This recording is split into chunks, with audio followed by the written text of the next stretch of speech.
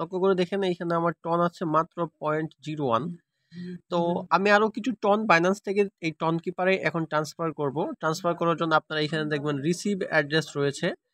আপনারা এই রিসিভ অ্যাড্রেসে যদি ক্লিক করেন তাহলে এই টন কিপারের যে অ্যাড্রেসটা রয়েছে এটা কিন্তু আপনি রিসিভ করতে পারবেন, অথবা আপনি এই টন কয়েনে যদি ক্লিক করেন, ক্লিক করার পর আপনারা এইখানে লক্ষ্য করতে পাবেন যে রিসিভ লিখাটা রয়েছে।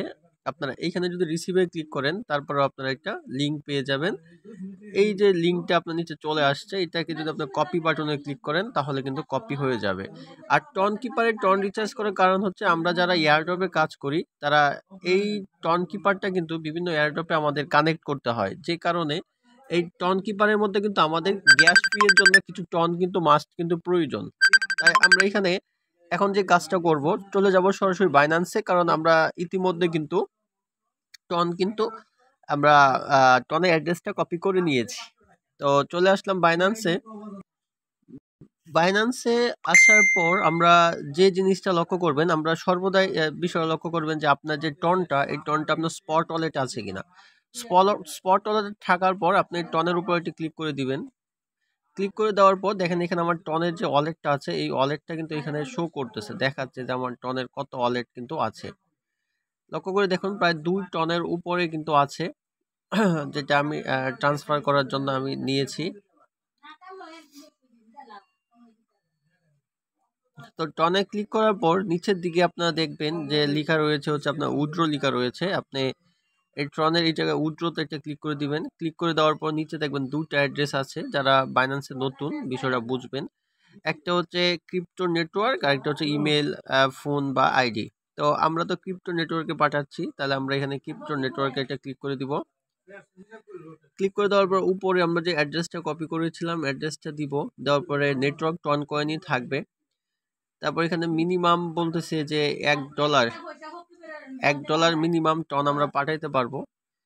তো এখানে আমি যদি 1 টন যদি আমি তুলে দেই তাহলে 1 টন আমরা এই অ্যাড্রেসে আমরা পাঠাইতে পারবো। যেহেতু আমার 2 টন আছে আমি 1 টনই পাঠাবো। তো পাঠানোর জন্য এখন আমি উইথড্রতে ক্লিক করে দিব।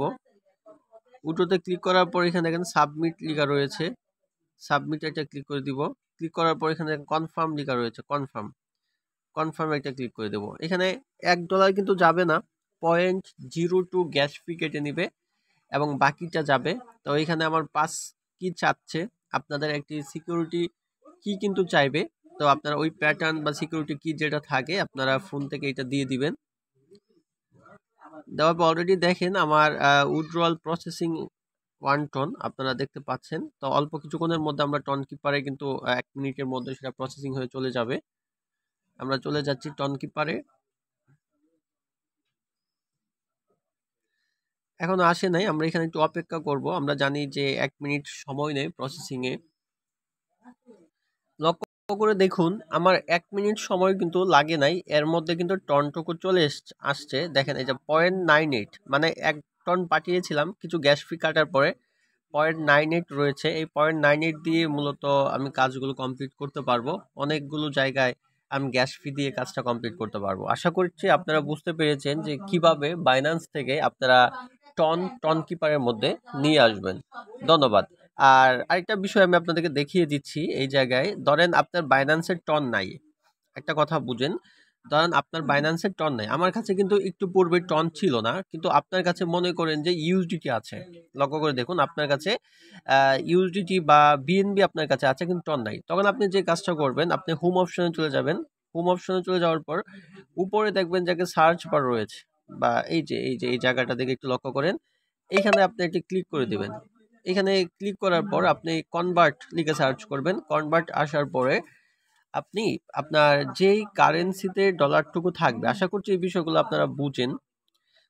লক্ষ্য করে